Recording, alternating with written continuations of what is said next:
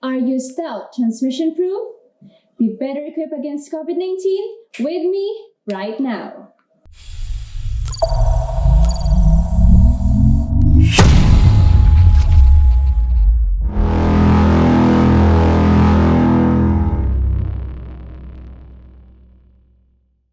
What's up? Delsie Vicente here, providing you Bed Remedy. This is episode 2 of the 4-part series Coronavirus Up Close and Evidence-Based. It's been over a month now since we've shifted from ECQ to a modified GCQ, and as of July 21, 2020, we've hit the 70,000 mark, of which 45,646 are active cases. How many asymptomatics? We have no idea. And that's the problem.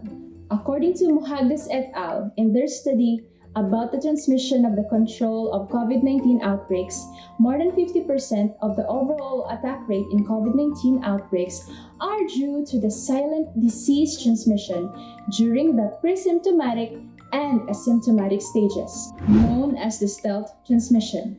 How is it possible? We will talk about that in this video, as well as the preparations needed to be COVID-19 proof. So don't forget to hit that subscribe button because we're starting up with the transmission update.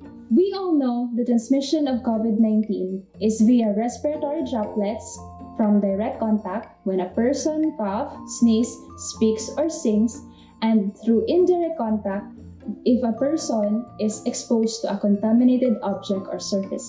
But recently, WHO acknowledged the possibility of airborne transmission. We have been talking about the possibility of airborne transmission and aerosol transmission as one of the modes of transmission of COVID-19. We're also looking at the possible role of airborne transmission in other settings, particularly closed settings where you have poor ventilation. And we've engaged with a large number of groups, epidemiologists and clinicians, IPC specialists, engineers, mathematical modelers, to try to consolidate the growing knowledge around transmission. Should I be alarmed of a possible airborne transmission?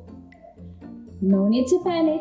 Just stay at home, wear your mask, wash your hands. The WHO is still gathering evidence to make the claim definitive, as they need more research about the exhaled droplet nuclei, the respiratory droplets that would evaporate to generate aerosols, and the infectious dose of viable SARS-CoV-2 required to infect a person exposed to it. But whether it's droplet, indirect contact, or airborne, we can be sure of one thing. Asymptomatic carriers, people who have COVID-19 but don't develop symptoms, and pre-symptomatic carriers, people who have COVID-19 who will develop symptoms later on, can transmit this virus to you. And these people can be in your workplace, in your neighborhood, or they're walking down the street carrying a quarantine pass. And these kinds of stealth transmission can prolong the outbreak, increase active cases, and strain the health and economic sector. Because one person with COVID-19 can infect 2 to 3 people in one day. If you find this video helpful, don't forget to subscribe, like, and share with someone who needs to know about it. Thank you for watching, and see you next week on another episode of Coronavirus Up Close and Evidence-Based.